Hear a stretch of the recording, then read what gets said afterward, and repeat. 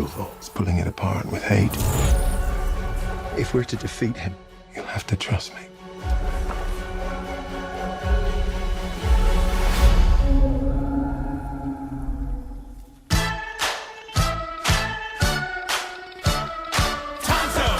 Oh, not swiveling properly. I'm swiveling like you're swiveling.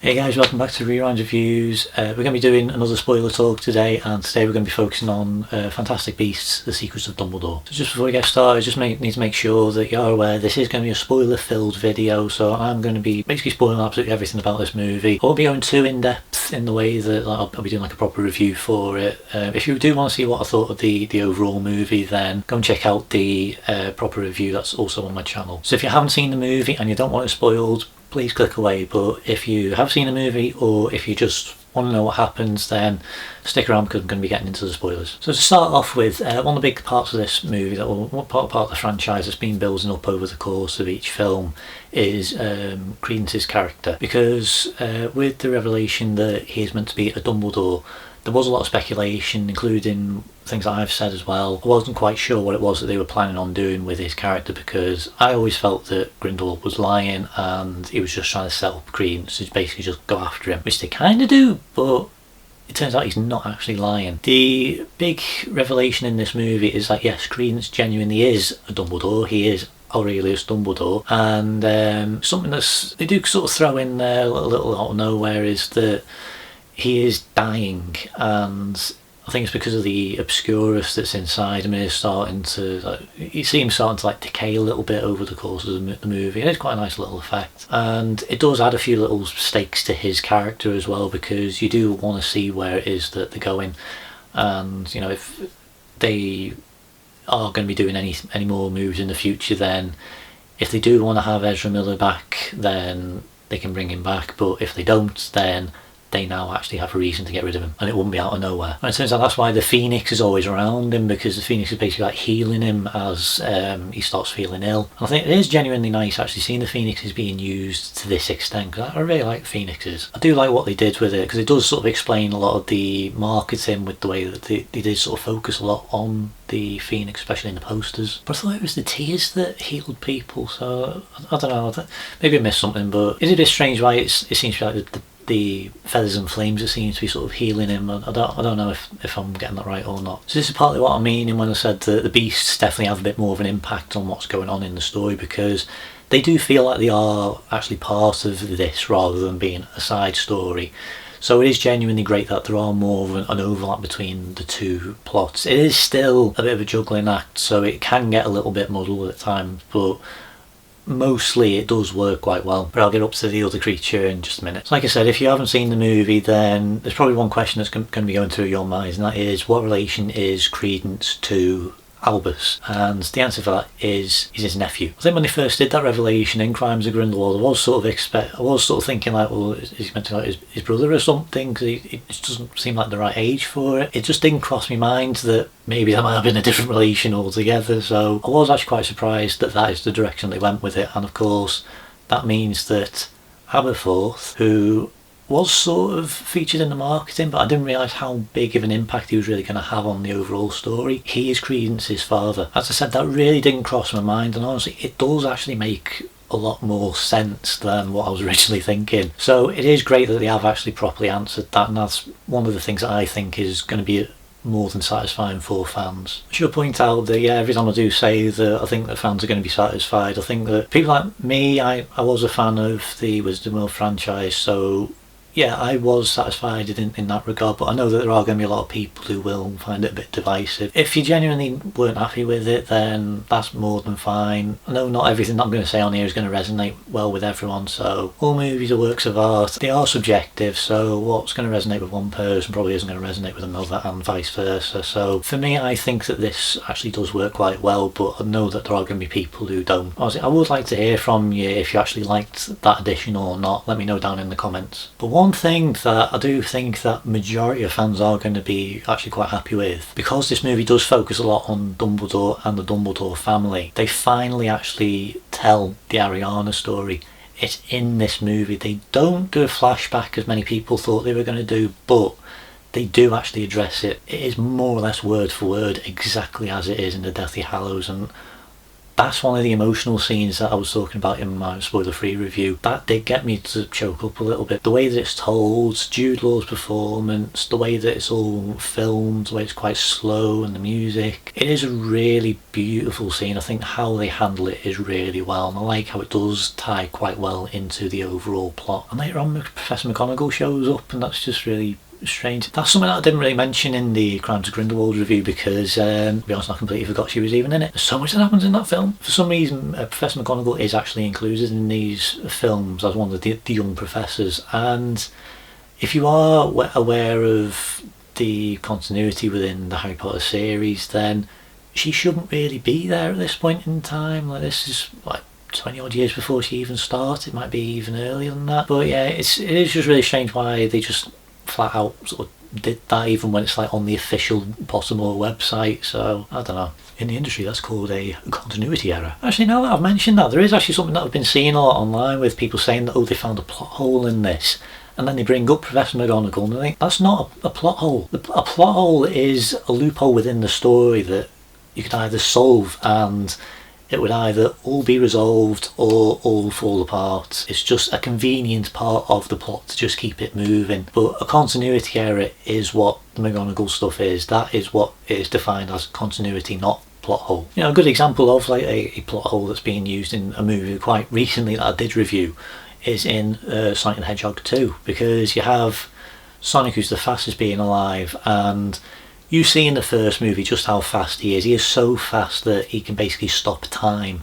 So why doesn't he actually use that speed at any point in the movie? But when it comes to something like that, I was really enjoying the film enough that honestly it doesn't even cross your mind, but that is a plot hole. McGonagall being too old, that's a continuity error. Let's move on, shall we? So going back to the creature that I mentioned a little earlier, there is a creature in this called a Keeling. The creature that they have in this film, it's supposed to be like this being that's able to sense goodness in people, and if it senses that you're pure, it will bow to you. And with the plot of this movie revolving around Grindelwald trying to basically become like the wizarding president, it does make sense that they would bring in a creature that can sense the pureness of someone and use that to their advantage. And I did mention really briefly in my spoiler-free review that there is something quite early on in the movie that it just felt like it was a bit strange why it was in there, and then over time it made more sense why it was in the movie, and that's to do with the Keeling. One of the first sequences in the movie sees Newt basically helping a grown-up Keeling giving birth, and a couple of Grindelwald's followers show up and basically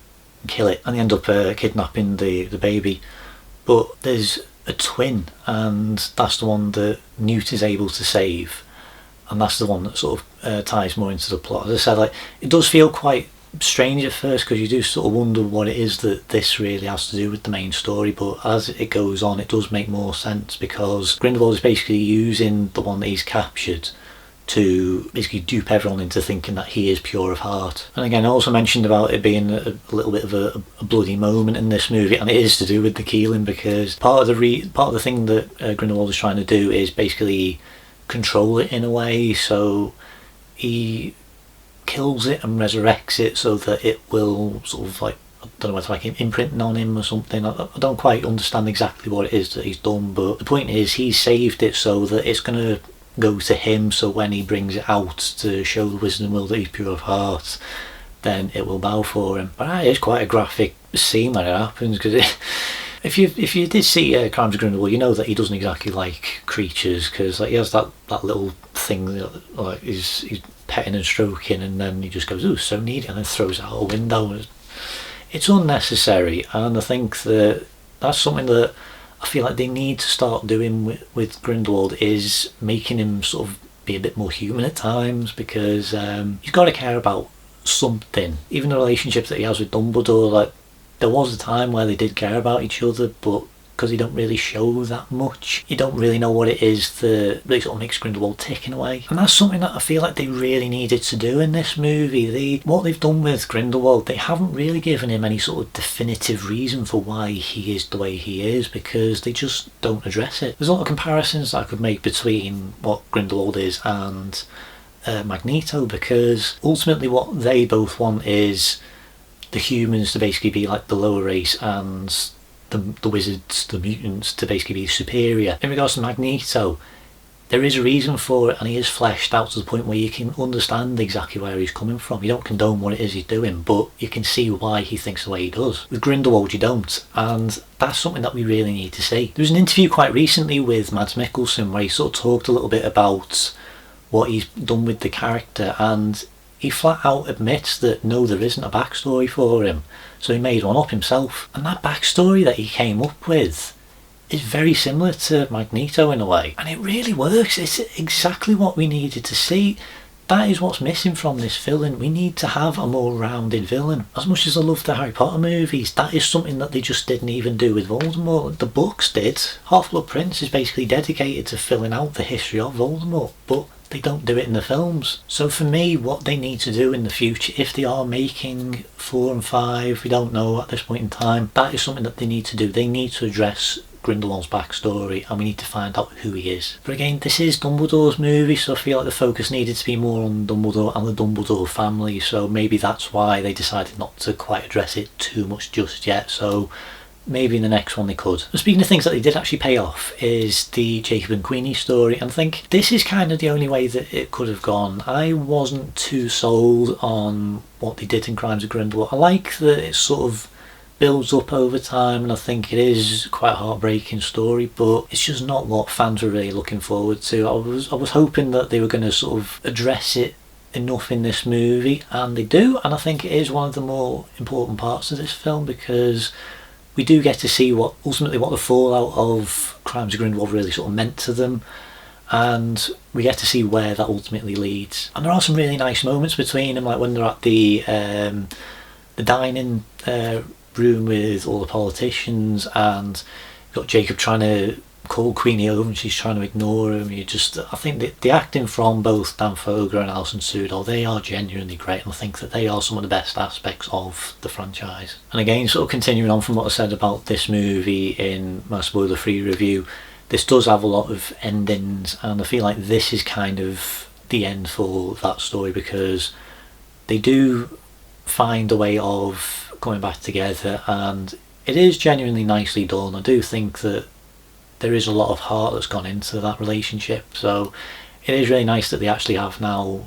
officially got together. They're now getting married as well, so it is just a really nice little bookend for the relationship. It was a little all over the place throughout the franchise. I really liked how it was set up. I wasn't too sure of what they did in Crimes of Grindelwald, but I think that how they paid that off was really nice, and I think people who are fans of those characters will be happy. Just hoping they don't end up like stretching it out even longer and start like making it as awkward and convoluted as possible, so they end up having to break up in the next one, and then and they all get back together. And in terms of how it has ended within this movie, I do think it is a much nicer ending than I thought it was going to be. Also, I've got to mention, I very briefly mentioned that Tina has a little small role in this, and it does explain why she wasn't really featured in any of the marketing, because she barely really has any sort of presence throughout the movie. She only has like a little cameo towards the end, so it is nice seeing her show up, but there wasn't really a reason for her to be in the movie, so I would have liked to have seen her be involved in this, but I think there's so many characters in this that yeah, there probably were going to be some people who were either had to be taken out the way for a little bit or just